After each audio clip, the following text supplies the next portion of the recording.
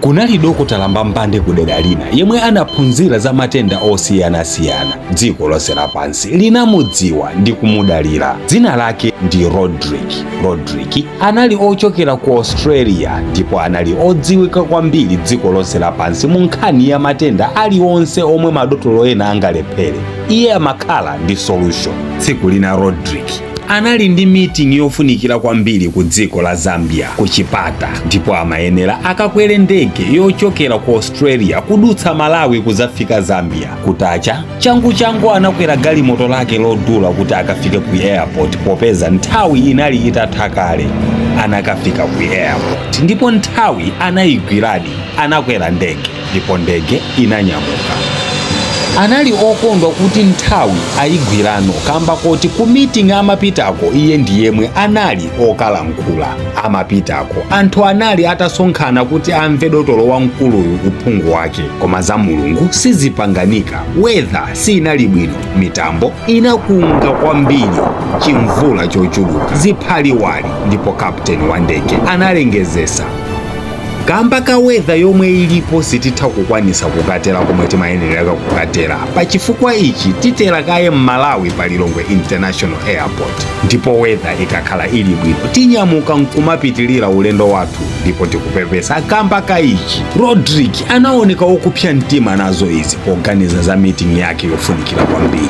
Izizi ndiye zopepera, ndayenera kufika mu nthawi yoyenerera, anthu akudikirira, anateno a Rodrick. Ndege itatera pakamuzu airport. Ndili kuno ndikuti iyi ndiye service yanji mukuchitayi, ndakudani nonse, anateno mzungu Rodrick.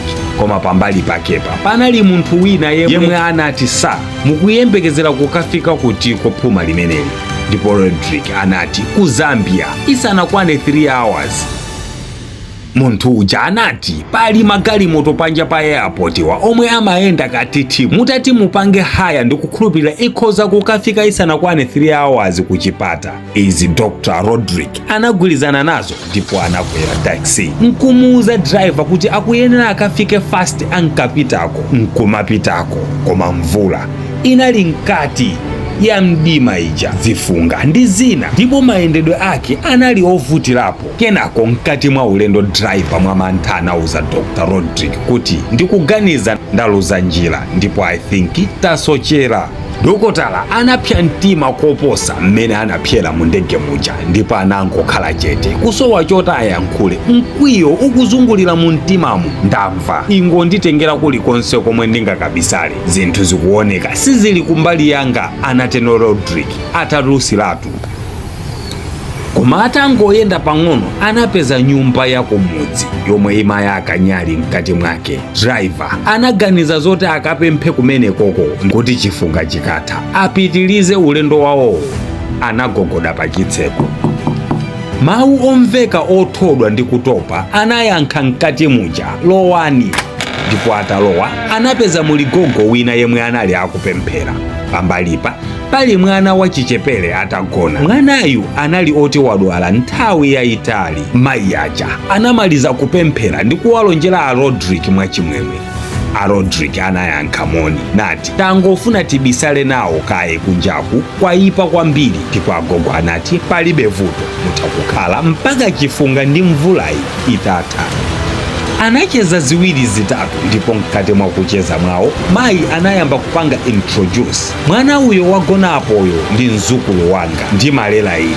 Mayi yake anati siya chaka chatha ndipo akudwala kwa nthawi yayitali. Tayesa zipatala zochuluka kuti mwanayo achire, koma nzipatala zonsezi ankati vuto lomwe mwanayo ali nalo ndi Dr. Rodrick okha aku Australia omwe angalithese. Ndiye ine ndi mmene mukundioneramu sindingamukwanitse munthu otchuka choncho kukamufikira nkumulipira. Ndiye m'malo mwake ndimangopemphera kwa Mulungu mmene mwandipezeramu usiku ndi usana kuti Mulungu andipase njira yoti mwanayu achilise ndi kundipezesa chuma choti mwanayu ndidzakwanise kukawafikira omwe akutchedwa kuti ndi Dr. Rodrick ku Australia.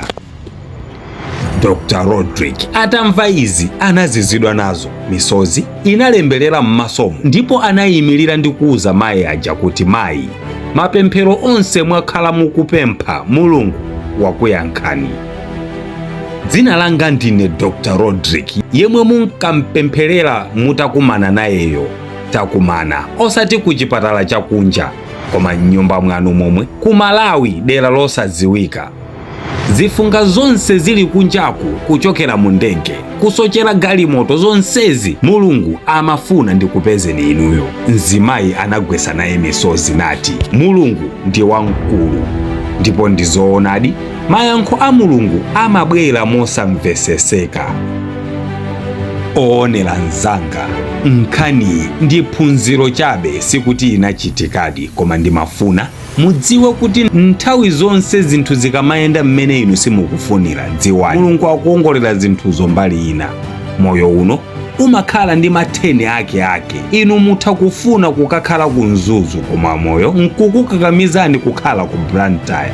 Mulungu amakhala ndi zolinga zake. Mutha kukhala ndi mavuto, kuchedwa, zikhomo. Mulungu akutikonzera kenakake kusogoloko. Nthawi zina mavuto nzathu akamaona amatha kukhala njira ya ife kuti tikhale pabwino. Mawu akulu omaliza ndi oti anthufe tizikhala ndi zikhulupiriro zolimba, kupirira, kupemphera molimba usiku ndi usana. Ndipo pangakhale bwanji kamba kachiyembekezero chathu chabwino, Mulungu azayankha mmene anawayankhira mayi awawa.